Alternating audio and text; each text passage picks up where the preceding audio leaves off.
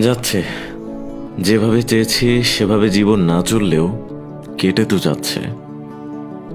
কত স্বপ্নই তো দেখেছি, কোনো স্বপ্ন পূরণ না হলেও বড় হওয়ার স্বপ্ন খুব তাড়াতাড়ি পূরণ হয়েছে।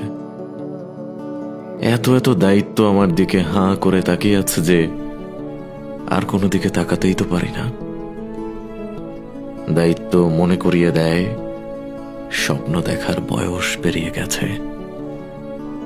জীবনের কাছে বেশি কিছু চাওয়া ছিল না, শুধু শান্তিটাই আমি সবসময় চেয়েছি। জীবন আমাকে শান্তি তো দিলই না, যতটা শান্তি চেয়েছি তার দ্বিগুণ অশান্তি ফেরত দিয়েছে। জীবনটা তো এমন হওয়ার কথা ছিল না, ছিল কি? জীবনের এই বাস্তবতার পরিবর্তন আদৌ কখনো আসবে কি?